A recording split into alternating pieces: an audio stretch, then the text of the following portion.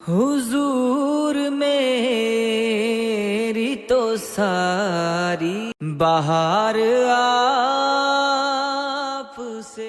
ہمارے اندر تشدد ہوتا ہے، افتراق ہے، فرقہ بندی ہے، بہت کچھ ہے، لیکن کسی میدان میں یہ ہم سے جیت نہیں سکتے ہیں۔ تو پھر وہ کہتے ہیں کہ ان کو توڑا کیسے جائے؟ نہ یہ میدان میں ہارتے ہیں، اور ان کی تہذیب کے اندر وہ طاقت ہے کہ مٹانے کے بعد پھر ابھر آتی۔ جب بغداد کو اجاڑا گیا تو کوئی کہتا تھا کہ یہاں سے دوبارہ پھر بھی اسلام کا چلانا ہوگا؟ انسانوں کے سروں سے، کھوپڑیوں سے مینار بنائے گئے اور لوگ چھوڑ کے بغداد کو بھاگ گئے۔ کچھ لوگ تہ خانوں میں چھپ گئے۔ پھر دریا دجلہ کا بند توڑا گیا تو دریا دجلہ کا پانی تہ خانوں میں چلا گیا۔ 1.25 لاکھ لاشیں ہم نے وہاں سے اٹھائیں، اور پھر ایک متنفس بھی نہیں تھا جو حضور کا نام لیتا ہو۔ وہ روس البلاد، تو شہروں کی دلہن، اجڑا پڑا تھا، لاشیں پڑی تھی، اور وہاں منگولوں کا قبضہ تھا، اور وہاں تاتاری دندناتے پھرتے تھے۔ کوئی نہیں کہتا تھا اس بغداد میں دوبارہ بھی اسلام کا چراغ روشن ہوگا، کوئی دیا دوبارہ بھی جلے گا۔ لیکن تاریخ بتاتی ہے کہ پھر ایک منگول شہزادہ اسلام کے دامن میں آتا ہے، اور وہ ارغون خان جو تلواریں اسلام کو مٹانے کے لیے نکلتی ہیں، وہی تلواریں پھر اسلام کی سربلندی کے لیے میدان میں آتی ہیں، اور اللہ مدد فرماتا ہے، اور پھر وہی بغداد دوبارہ اسلام کا مرکز بنتا ہے۔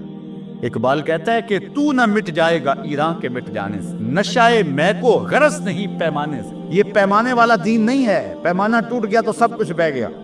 یہ شراب ایسا نشہ ہے، اقبال کہتا ہے، جو اسلام کی شراب میں ناب ہے، یہ ایسی شراب ہے، یہ کسی پیمانے کی محتاج نہیں ہے۔ یہ گلاس میں ڈال کے پیو گے تو پھر بھی نشہ وہی چڑھے گا، پیالے میں ڈال کے پیو گے تو پھر بھی نشہ وہی چڑھے گا۔ تمہارے پاس کوئی پیمانہ بھی نہ ہو، تم اس کو ہاتھ میں چلو میں لے کے پیو گے تو پھر بھی نشہ وہی چڑھے گا، کیونکہ اس کے اندر کشش ہے، اس کے اندر فطرت کے اندر اللہ نے زور رکھا ہوا ہے۔ تو اب کوئی ملک نہیں ہے، سلطنت ٹوٹ گئی، اب کوئی کہتا ہی نہیں تھا، پیمانہ نہیں رہا، تو اب نشہ کیسے آئے گا؟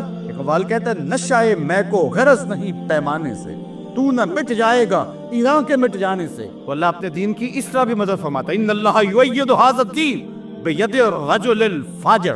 اللہ یوں بھی مدد کرتا ہے اپنے دین۔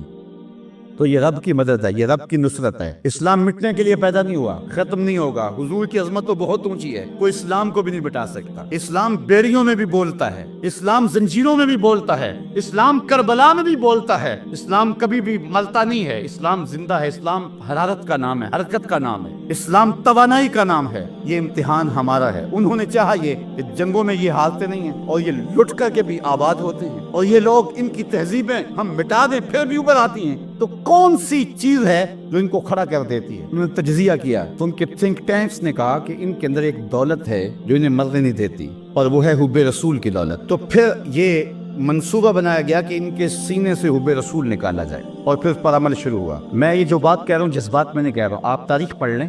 معتزلہ، اندیہ، ادریہ، لا ادریہ، اور جتنے بھی فرق ماضی میں ہوئے ہیں، مرجیہ، جتنے بھی ہوئے ہیں، ان کی جو بحثیں ہیں، علم کلام کی کتابیں، اگر علماء یہاں موجود ہیں طلباء، وہ جانتے ہیں ہماری شرح عقائد نصفیہ، شرح مقاصد وغیرہ، یا جتنی بھی بڑی علم کلام پر مشتمل کتابیں ہیں، ان میں یہ مسائل پڑھائے جاتے ہیں۔ اب انہوں نے سوچا کہ اب ان کو ایسے مسئلے میں الجھا دیا جائے جن سے ان کے سینے سے ایمان کی حرارت چھین لی جائے۔ تو ان مسائل پر پھر بات نہیں چھڑی۔ آپ تاریخ پڑھ لیں، سلطنت عثمانیہ کو توڑنے کے لیے جو پلاننگ کی گئی، مسٹر ہیمفر کی یادداشتیں کیلیفورنیا کی یونیورسٹی میں موجود ہیں، اب تو وہ چھپ کے جو ہے وہ دستیاب بھی ہیں، بلکہ اس کا اردو ترجمہ بھی دستیاب، آپ سب اس کو پڑھے تفصیل سے۔ میں صرف ایک بات کرنا چاہ رہا ہوں، انہوں نے چاہا یہ کہ ان کے سینے سے حضور کی محبت کو نکالا جائے۔